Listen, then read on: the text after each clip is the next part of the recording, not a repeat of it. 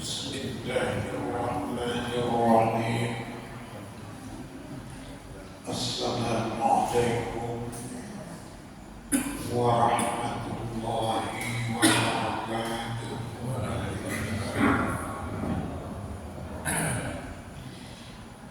الحمد لله رب العالمين،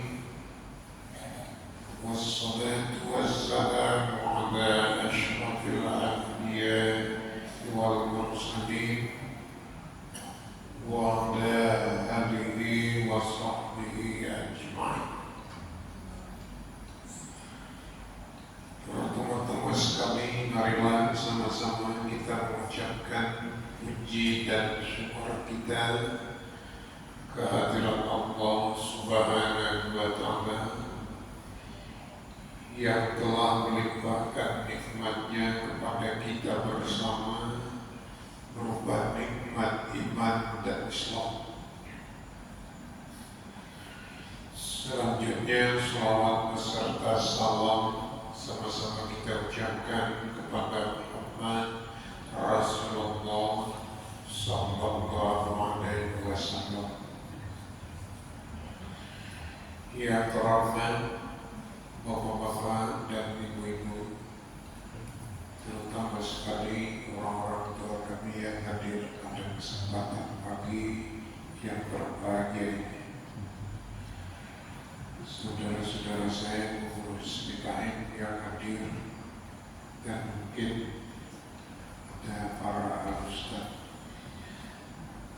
Nah, pada kesempatan pagi ini kita lanjutkan perbincangan kita tentang persoalan-persoalan kehidupan beragama kita di dalam kehidupan kita sehari-hari. Nah, pagi ini kita berbicara sedikit tentang problema hidup dan solusi agama yang kita temukan untuk dapat mengatasinya. Jadi kita berbicara tentang problema hidup ini, kemudian kita mencari lewat ceramah-ceramah kita ini ajaran agama yang kita yakini itu, yang kita pelajari itu sebagai solusi yang bisa mengatasi problem itu agar tidak mengganggu perjalanan hidup kita menuju Tuhan. Nah, kalau kita nggak dapat nanti menemukan solusinya, itu sangat berbahaya sekali, karena dia bisa menjadi gangguan terhadap perjalanan kita menuju Tuhan.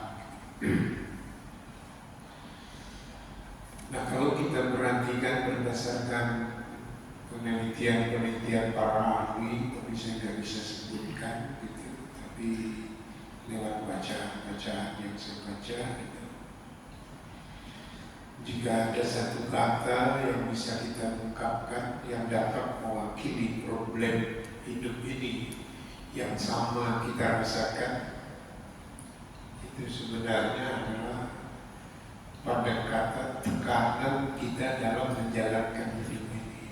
Jadi kita mendapatkan tekanan.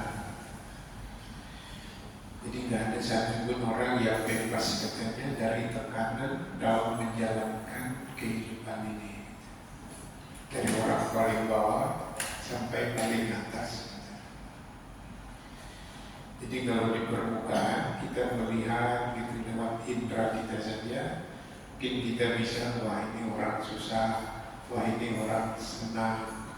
Padahal kalau kita dekati, semuanya berada dengan tekanan.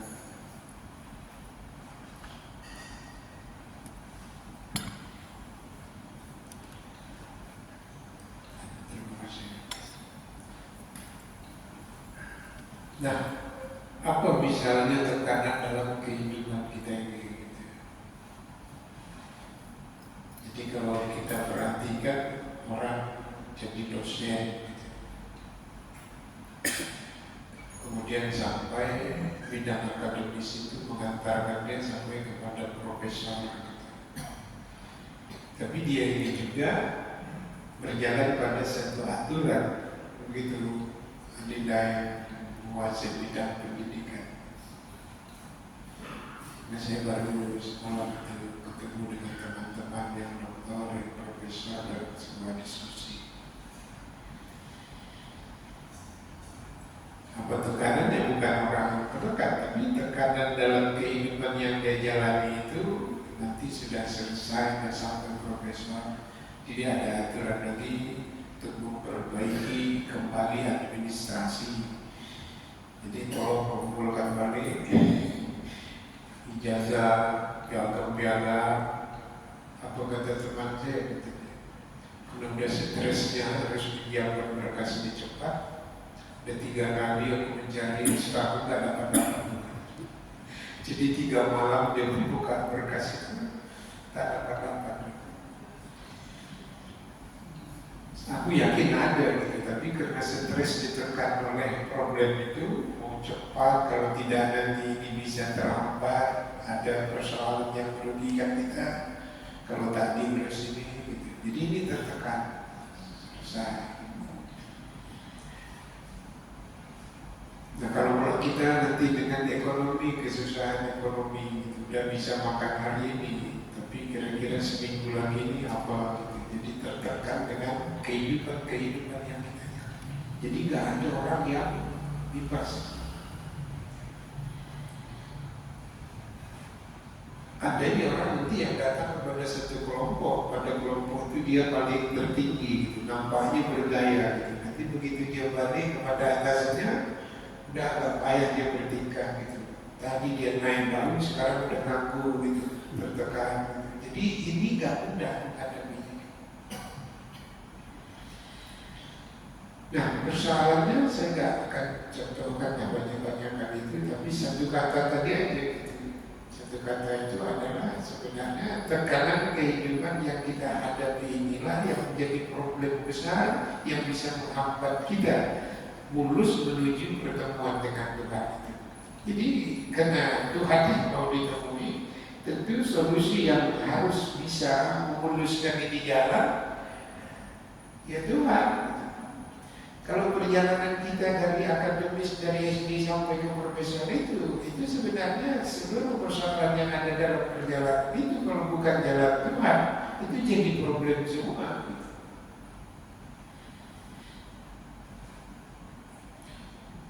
Nah, jadi ini ya kita coba bicarakan pagi ini. Nah, apa kira-kira solusinya gitu? Sebelum kita berbicara tentang solusinya dari agama, jadi saya ingin contohkan ada dalam satu buku yang saya baca gitu. Seseorang memelihara ayam kira-kira 6 ekor gitu di rumah. Mungkin di sini banyak yang melihara ayam. Akhirnya ayam kemudian dibeli dan ibu kepajak dan ayam 1 ekor semua bagus sekali dibeli, dimasukkan ke kandang ayam yang ada 6 ekor tadi. Itu katanya berdasarkan penelitian botak ayam yang baru itu kena batu dan dia baru. Nah, kita pandang ini permisalan tekanan, dia mengalami tekanan hidup, kena batu terus kena masuk dalam suasana yang. Nah, kita ini kok macam ayam kan ingin masuk ke kandang dunia kena batu. Kalau tak pandai-pandai mencari solusinya, bisa kita nanti hancur.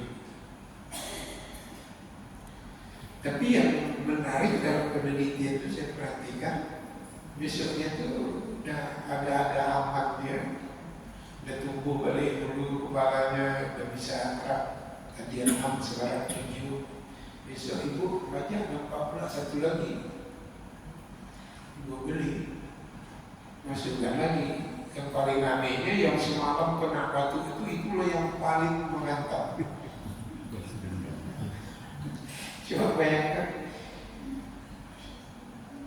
Bisa ibu bayangkan gitu. Semalam dia kena batu bodoh aja 1 kotak kepalanya. Okelah, aku tahankan saja. Udah akrab, masuk yang baru, dialah kepala gengnya mematuhi yang baru tadi. Nah, Jadi hati-hati kita kalau selalu tertekan dalam kehidupan ini, merasa kena batu aja terus tertekan, nanti begitu lepas batuan itu mengantuk lagi, jadi yang berbahaya. Ini udah paham sih maksudnya. Jadi beragama ini jangan sampai begitu. Problem hidup ini yang membuat kita mencari solusi. Artinya problem yang kita rasa berat, tahu-tahu jumpa agama. Begitu dapat agama tadi, perapaan kita solusi. Sehingga semalam kita geng, sekarang kita pula jadi geng agama. Gak ada lagi orang yang bisa lebih baik dari kita. Itu namanya geng agama. Jadi dia naik ke atas berbalik. Nah ini gejala yang diteliti oleh para ahli begitu. Jadi kita berhati-hati juga. Jangan sampai beragama, seharusnya udah kita beragama membawa rahmat. Jangan pula. Jadi ada satu buku yang saya baca, kata dia, jangan beragama itu rahmat. Gitu. Jadi jangan marah, mulutnya sama tuh. Rahmat sama marah. Jadi jangan gaya beragama macam mau marah aja. Itu disebabkan tadi kena batu aja perasaan awal dalam hidup ini. Begitu dapat pegangan, jadi kita rasa kita udah pas ini, kita udah balik ke atas. Seharusnya tidak.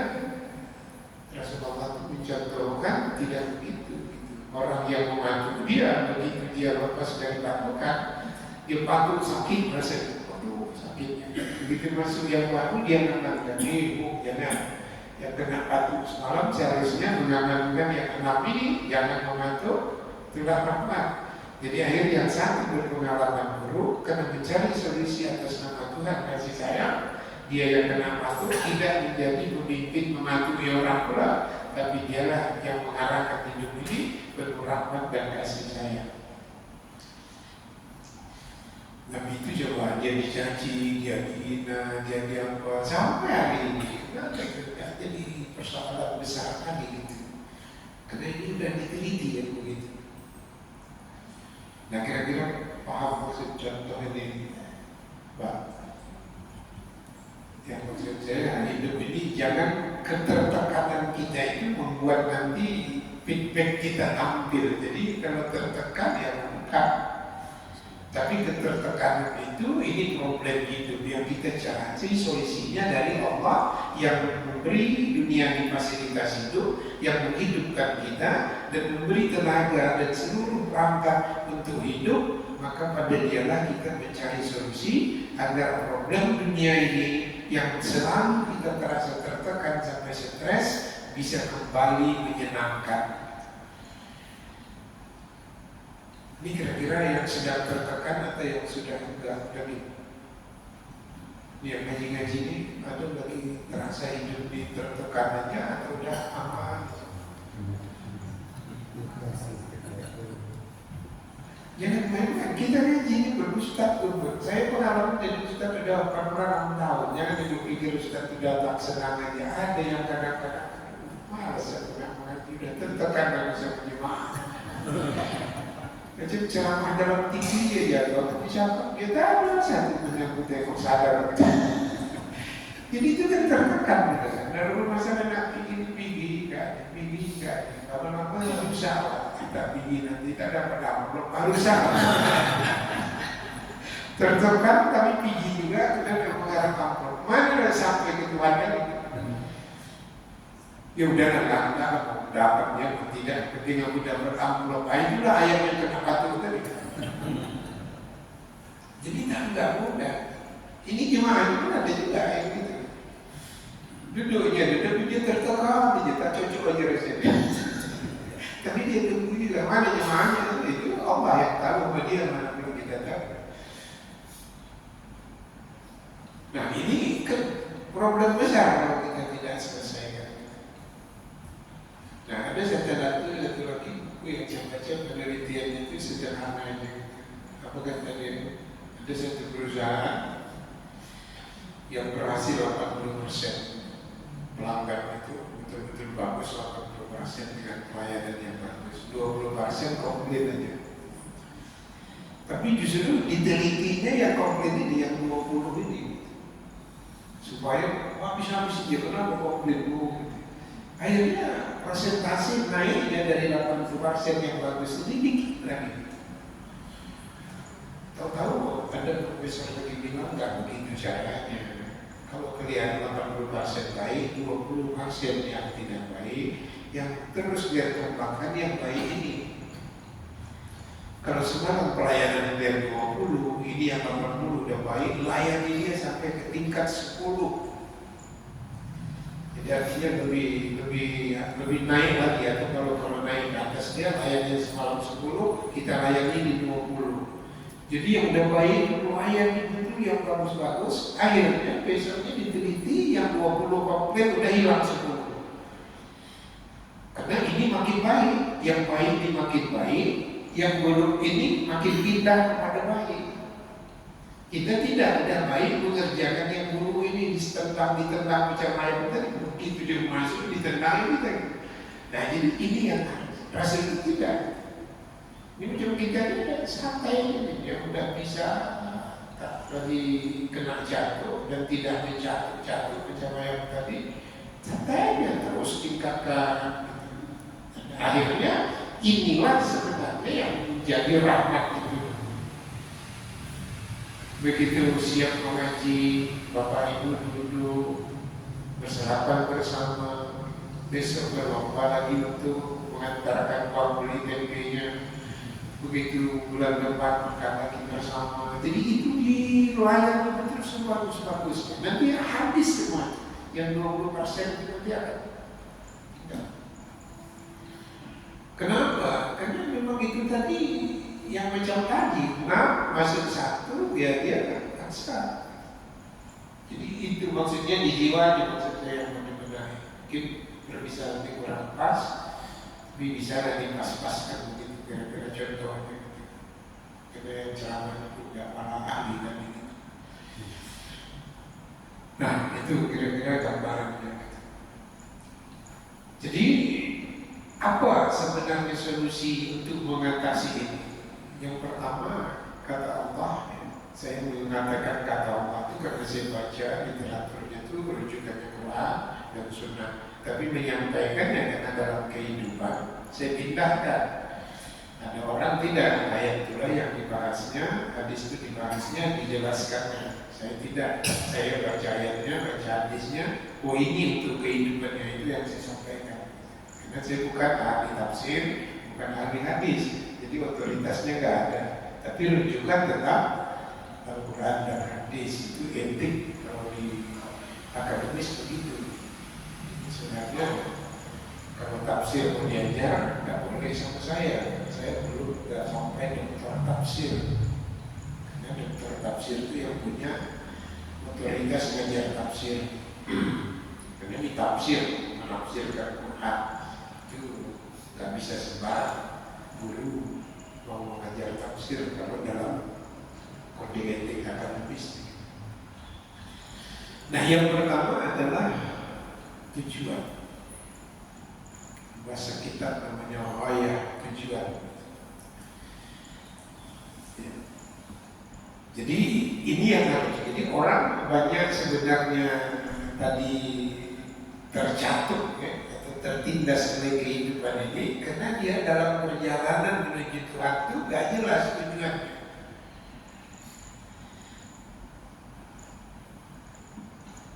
Kalau nggak jelas tujuan itu betul-betul kan bisa berbahaya. Kalau hanya kita meraba-raba aja, sedangkan pakai Google yang canggih tadi aja pun ada juga kita kadang-kadang tertolong. Mungkin pernah di toko Google. Saya sudah 2 bulan sekali bertemu dengan alumni, ada yang saya siap makan kami baru datang. Kenapa kayak toko Google? Kami tak kemana-mana kami di bawah. Coba ya, jadi Google ini tadi orang yang tadi manusia yang kuat, tapi manusia yang kena toko. Jadi yang pintar bisa buat Google, yang bodoh kena toko. Hidupnya memang begitu-gitu. Jadi kalau tak ada konsep yang dari agama, kita mau berikan. Semua Google aja takut. Sampai Google itu sampai hari ini kita tengok habis pikiran dunia ini membahas apa nasib kita nanti. Sekarang ini perkembangan AI itu luar biasa. dia bisa lebih cerdas dari kita, karena kita takut. Kalau AI itu orang menemukannya, cuma Hawa karena bego kan ini, oh jangan robot bernama Hawa, padahal Hawa halimah di muka bumi. Jadi ini yang jadi persoalan. Karena mencari solusi dalam problem hidup itu gak pas, jadi tujuan. Nah kalau kita mau pergi sampai ke tujuan itu kan betul-betul, sedangkan kami aja tadi masih sama. Tahap pengguna kaca mobil ini tak mau sih dia nampak jalan, mungkin ada minyak atau yang kena. Tahu sampai belum sampai simpang udah belok tak dapat simpangnya. Akhirnya sampai ada. Turunlah kata istri saya, bilang dulu kaca itu, dia bilang kaca baru nampak. Betul-betul dari luar bilang baru dapat, belok kemari ada pula terata, roti juga sebentar naik geser-geser terata. Akhirnya azan dia sholat situ. Mungkin Pak Masjid itu tak nampak saya belum selesai, komat pula di mana. Memang itu ada aturannya, kalau komat dia itu kalau udah rakaat kedua boleh diteruskan. Tapi kalau rakaat pertama, Allah Akbar itu jangan masjidnya salah, tak orang sholatnya berhenti. Ini kalau orang tak pandai kata di solusinya marah dia, lagi sholat kau ada. Jadi kalau masih satu lagi sholat tunggu juga, tak sholat kita sampai makan tempe. Jadi aturan sholat itu udah diatur jam komat kata dia, titik komatnya. Yang sholat masih rakaat pertama berhenti, masuk komat tak ada lagi sholat dulu. Tapi kalau yang udah mau selesai bisa diteruskan. Nah untuk penjelasannya tanya penceramah Vicky dengan saya penceramah hati supaya jangan saling sakit hati. Nanti kan sakit hati aku sholat ke komat. Nah, saya pas di belakang saya karena Pak saya ini biasa sini duduknya sampai nyebut nama itu masih salah. Nah itulah kan problem hidup ini tidak takut. Baru itu aja terlambat saya sudah dapat problem untuk masuk. Kalau tidak sampai sana, Allah terata kata istri saya. Biasanya saya terata kan tak bisa masuk. Ini kok putar sekali lagi pulang loh nanti. Saya nggak tahu lebih jalan pulang lagi ke sana. Bukan bisa belok mundur kalau udah tua tak nampak belakang. Kalau yang teratur. Nah inilah hidup ini hari ini. Sehingga teratur semua. Nah sekarang kenapa? Karena tak jelas tujuan. Jadi kalau tak jelas tujuan kita hidup ini, apa tujuan yang kita lalu aja dengan tujuan apa? Keridhaan apa? Kenapa mau sholat? Karena perintah apa? Kenapa mau sholat? Karena janjikan Allah nanti ada pahala dalam sholat. Kenapa mau sholat? Karena takut itu dilarang meninggalkan sholat. Kenapa kalau takut masuk neraka gitu? Itu biasa aja kita, itu sudah selesai kita. Tapi persoalan hidup yang ada kita hadapi ini bisa berbalik mengganggu sholat. Ada nggak kira-kira problem hidup yang Bapak hadapi membuat jarang datang ke masjid? Enggak. Kapan? Jadi jangan main-main, tapi hidup ini nanti udah nggak jelas lagi arahnya. Jadi semua yang kita kaji itu bohong aja itu kan. Ceramah musuh gitu.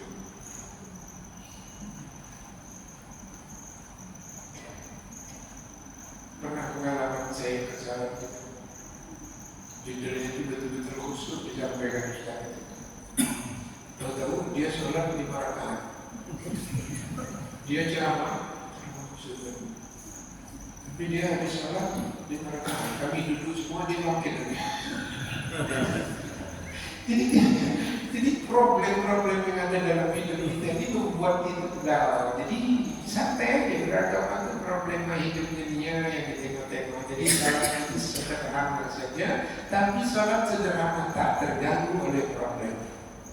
Ini sekarang ada tampil gaya sholat yang 100%, tapi kalau tengok wajahnya terpelek aja rupanya. Tak bisa didengar orang, tak bisa didengar orang gitu. Jadi kita ada orang banyak problem gitu. Tapi sholatnya bagus. Ibu pilih mana? Sholat bagus makin hilang karena problem, atau sholat biasa aja makin pelan-pelan bagus, naik sholat itu pelan-pelan karena ininya aman. Ini bagus, begitu ada problem.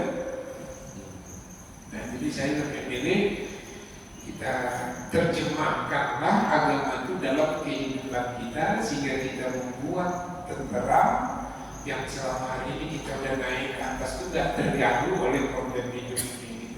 Karena ini problem kan, kita balik kan. Kita kan kadang beragama ini lebih mengamalkan agamanya, tak pernah peduli dengan problem. Makanya orang nampaknya beragama tapi bertetangga beragam. Sama-sama dua-duanya sholat mas, tapi berantem. Ada sih.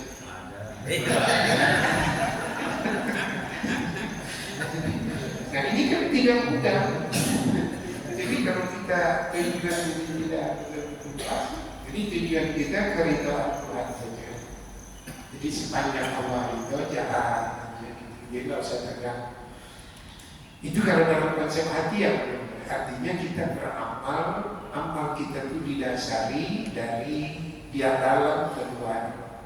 Tadi malam saya berbicara di masjid, masjid itu namanya bagus sekali, cocok betul dengan gaji saya. Amal ikhlas. Tapi saya tanya, ini nazirnya memang betul ikhlas atau enggak? Ini nanti masjidnya amal ikhlas, nazirnya enggak ikhlas. Jadi amal ikhlas. Benar dari dekat Semarang. Tapi ini nurun. Saya betul. Tapi di toko Google juga nggak sampai. Padahal dia udah punya cahaya petunjuk, tapi kena toko juga. Tapi ini yang kita ini sederhana aja lah pagi. Nah itu yang pertama tujuan. Jadi nggak usah terganggu karena dari dalam. Jadi artinya mengatasi tekanan tadi.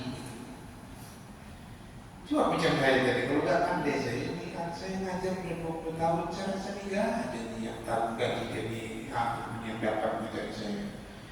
Nggak berarti awal habis amplop, nggak berarti awal stres. Kemudian ngawur terus, tak kemana-mana jalan. Kalau kita tak pandai mencari solusi, maka di situ nantilah kita ke Tuhan. Bagaimana caranya supaya yang dikasihnya itu bisa juga tidak jadi persoalan sama kita dan dia juga bisa terbuka pelan-pelan gitu. Jadi itu tidak mudah.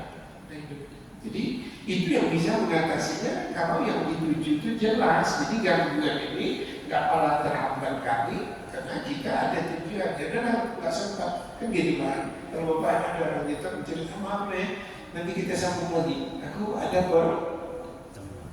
Ini kalau dalam hidup ini kita urus-urus ini yang ketuhannya udahlah Tuhan kalau meneruskan kopinya ya. Kan nggak bisa begitu. Kok stoplah persoalan ketuhannya karena problem hidup bawah. Justru Tuhan tolong bantu agar aku bisa menghadapi problem itu. Dan tadi doa yang kita baca di antara dua sujud itu kan. Karena kita banyak problem ini, Allah aku betul-betul problem pergi. Ya Allah, berilah rahmat. Kalau tenaga-tenaga punya aja nak dapat kebaikan, tak ada muka-muka aku dibaikan. Tapi rahmat kau lah. Jadi Rabbi firli warhamni wajburni. Ya Allah, tak pernah ada rasa cukup. Cukupkan aja. Jadi kalau dibeli terus ini tak ada cukup-cukupnya kami. Tapi cukup kami berbeda-beda ini, tapi yang kami minta satu. Kami ini 10 tingkatannya. Tapi tolong kasih kami sama kami yang 10 itu rasa cukup. Tapi kalau tadi siap sholat, doanya minta lapang rezeki atau minta ampun. Kalau sholat siap sholat biasanya orang minta doa ampun, dapat betul.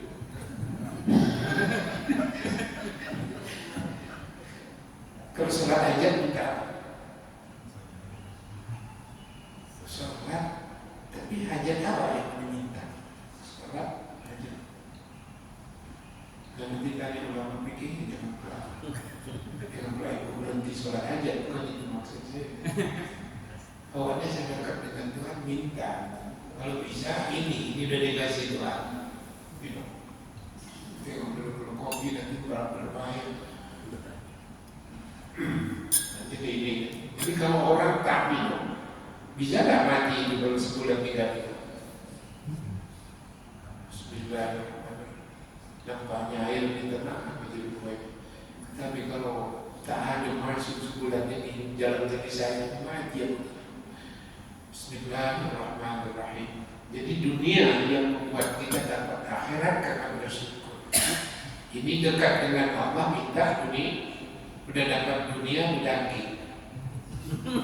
Ya Allah rezeki gitu, tapi tak pernah ngantar ke masjid. Di masjid tadi pas sudah sholat, aku tengok menit-menit saya mau tengok Allah rezeki. Begitulah orang mengaji, gak ada kau buatan tempe, padahal kau kaya. Kan ini yang unik itu. Nah hati yang begitu yang harus hidup dia macam lampu warna itu. Apa yang Pak? Dari mobil tadi pasang seperti bel hidup jadi gitu. Jadi kita ni harus. Kalau itu nggak hidup, saya lumayan bisa kita sama-sama di sini sebulan sekali. Ngecas itu aja. Kaji saya ini kan korban, jadi ngecas itu aja tugasnya. Nah, jadi jelas tujuan. Nah, yang kedua, kalau sudah jelas tujuan, berjalanlah menuju tujuan itu, dipakai betul konsep ikhlas itu dipraktekkan. Ikhlas itu nggak bisa pakai kitab. Saya kan udah bilang, tidak kamu betul. Kami semua buku itu, tapi yang diterjemah ke Indonesia, yang klasik ada 11 atau 12 buku, judulnya ikhlas. Tapi sampai hari ini nggak ikhlas juga saya rasa. Macam tadi muncul juga ngajar itu masih enak juga, rasanya kok macam gini enak rasanya. Cakap itu nyambung aja semua gitu. Gak ada yang terantuk ke dinding saja. Ibu-ibu itu sudah tengok, gak ada yang terantuk ke dinding. Tapi kalau cara mata tahu gitu pulang orang, ada yang dapat waktu tadi. Kan gak ada yang merasa.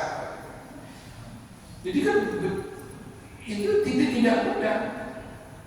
Tapi kalau kita tulus dari dalam, ya Tuhan, jadi awak berniat betul-betul begitu, ya Allah, nanti aku ini kalau bercakap, satu dua cakap aja bisa menggetarkan hati orang ini untuk putar dia balik ke arah Tuhan itu aja menjadilah. Jadi berdoa awak dari rumah itu supaya tersentuh hati orang. Ini makin bicara awak, makin geram menjadi diri awak. Macam mana?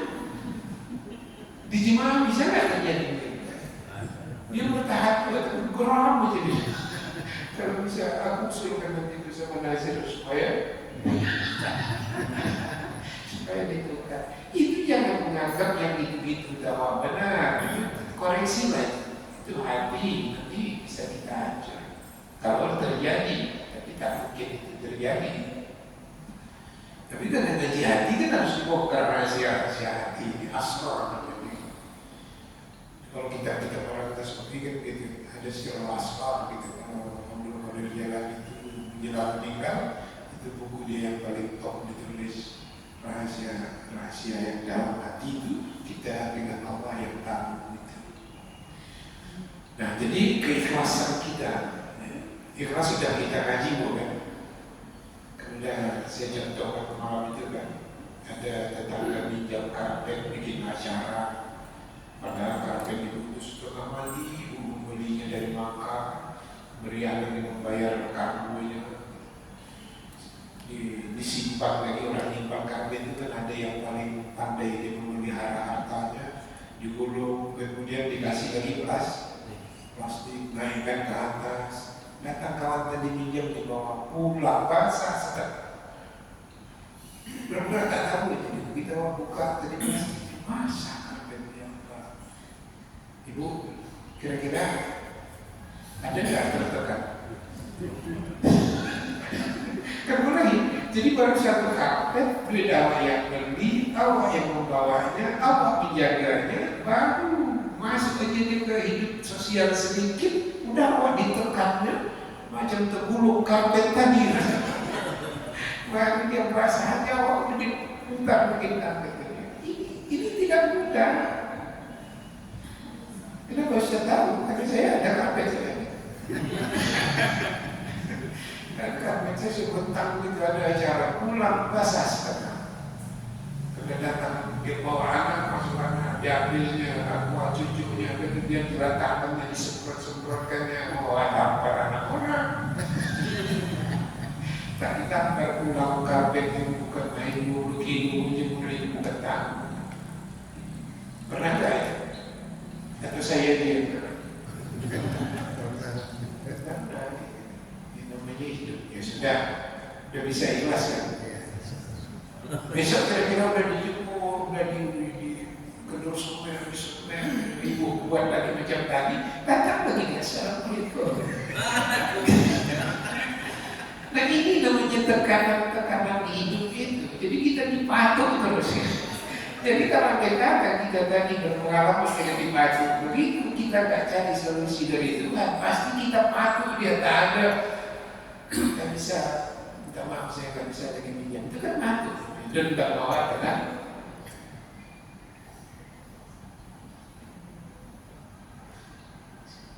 Karena udah mau patok pakai hati. Begitu udah terjadi tadi udah ikut kunci di sini sampai kapan kau minjam takkan kasih? Karena tadi dipatok karena tadi aku kan patok bahwa apapun yang mau pinjam campur, mau pinjam semen takkan kasih lagi, punya mobil takkan kasih lagi. Dosa semua harta. Betul nggak? Itu rentetan. Kalau nggak betul saya yang salah. Nah kemudian yang ketiga, dalam perjalanan menuju Tuhan itu tolonglah kita ini hamba. Saya tak ada, saya merasa dari rumah sana penceramah, saya hamba Tuhan yang dipercaya oleh kenajaran penceramah ya udah. Tak ada sedikit pun saya merasa Bapak dibayar. Jangan-jangan banyak yang lebih tinggi apa itu urusan Bapak dengan Allah dan urusan saya memang diamanahkan karena disiplin ilmu yang saya tuntut, pengetahuan sedikit diamanahkan ceramah ya udah saya hamba.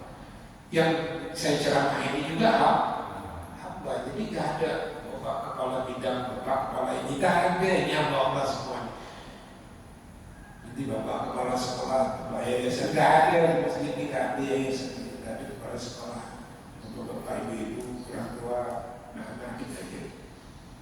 Ada yang tersinggung tadi di kepala bagian aku kok gak disebut. Makan kau lah kepala bagian. Itu menurut Allah kan gitu. Jadi kita gak tergantung. Jadi siapa begitu? Siapa di kantor ini saksinya ada di dua kiri kanan gua. Satu kiri mungkin belakang mana yang di sini. Gak ada. Padahal saya dilayani orang tidak tanggung-tanggung. Beras pun ada yang ngantar. Beras. Ini tim-tim orang. Bukan beras saya tak ada. Tapi diantar saya ambil juga. Kemanusiaan itu begitu, ada berasnya kalau diantar. Ibu kalau ada kompor bagus, tapi ada kompor sosial datang lebih kurang bagus, ibu ambil. Itu serap, gitu kan bagus kompor dia.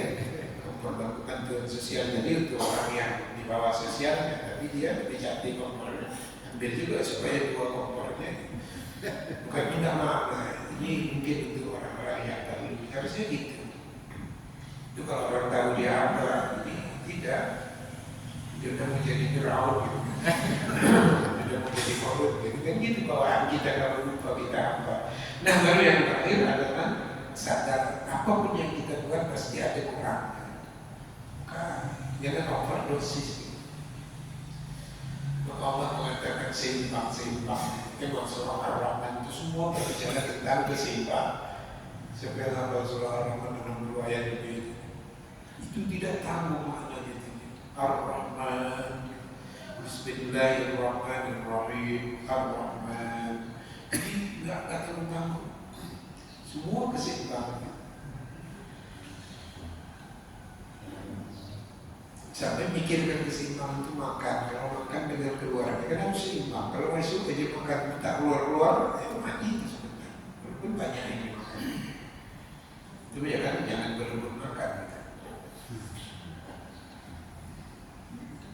Jadi baru dikasih makan nanti banyak-banyak itu dihidangkan. Asal ngambil pertama ngambil banyak. Tak pernah mikir orang belakang.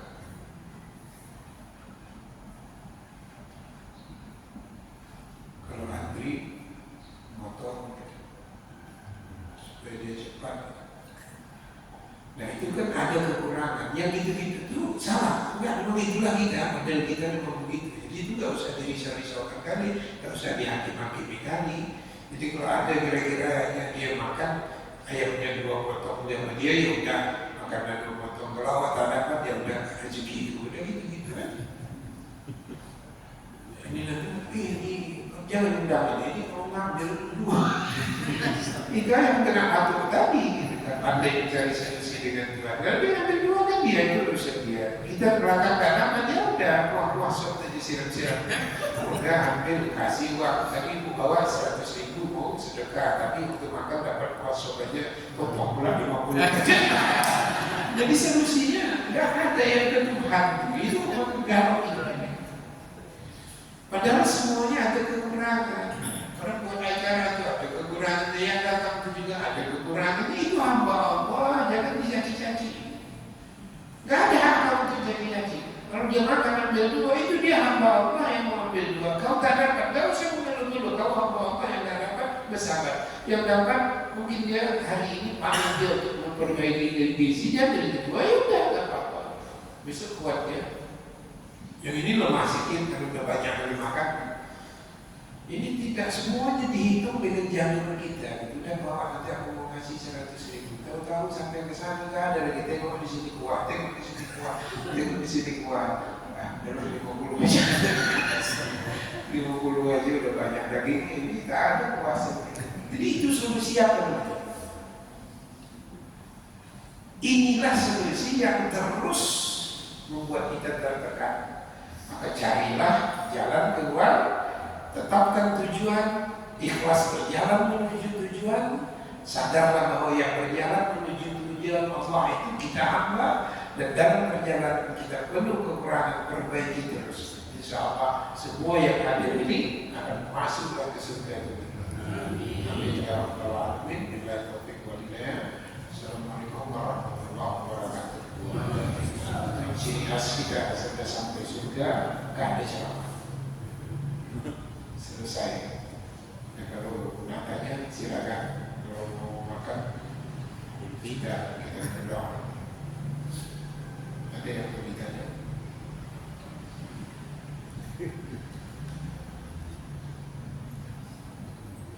Gak ada lagi nanya. Kalau kita sama-sama sedang tertekan dengan